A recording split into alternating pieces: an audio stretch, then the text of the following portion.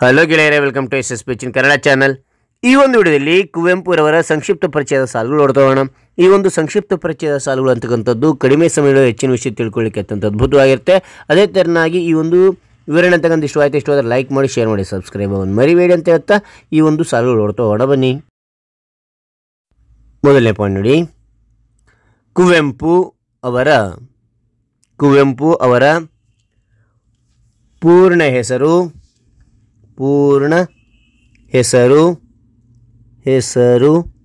ಕುಪ್ಪಳಿ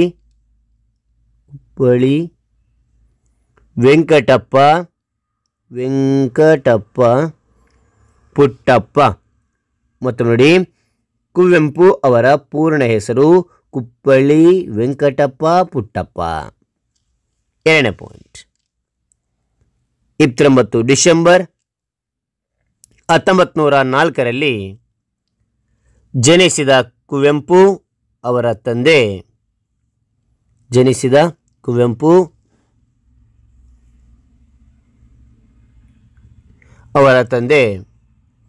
ವೆಂಕಟಪ್ಪ, ತಾಯಿ ಸೀತಮ್ಮ,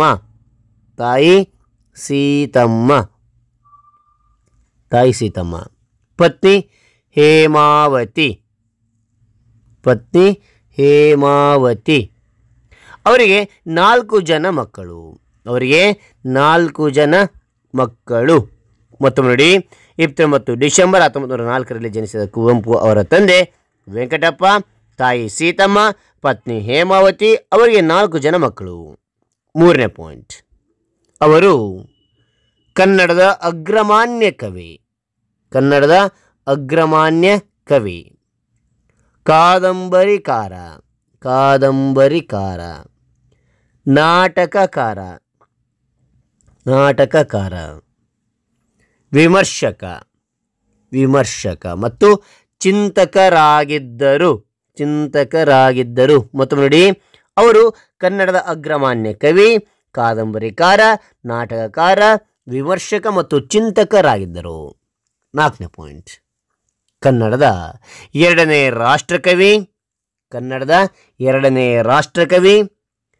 ಜ್ಞಾನಪೀಠ ಪ್ರಶಸ್ತಿಯನ್ನು,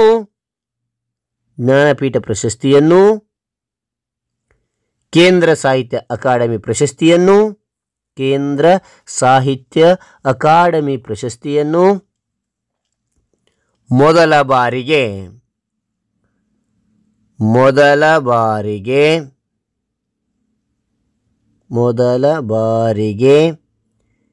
ಕನ್ನಡಕ್ಕೆ ತಂದುಕೊಟ್ಟವರು ಕುವೆಂಪು. ಮತ್ತು ನೋಡಿ, ಕನ್ನಡದ ಎರಡನೇ ರಾಷ್ಟ್ರಕವಿ, ಜ್ಞಾನಪೀಠ ಪ್ರಶಸ್ತಿಯನ್ನು, ಕೇಂದ್ರ ಸಾಹಿತ್ಯ ಅಕಾಡೆಮಿ ಪ್ರಶಸ್ತಿಯನ್ನು ಮೊದಲ ಬಾರಿಗೆ ಕನ್ನಡಕ್ಕೆ ತಂದುಕೊಟ್ಟವರು ಕುವೆಂಪು. 5ನೇ ಪಾಯಿಂಟ್. ನವೆಂಬರ್ 11, 1994 ನಿಧನರಾದ ಅವರಿಗೆ ಕರ್ನಾಟಕ ಸರ್ಕಾರ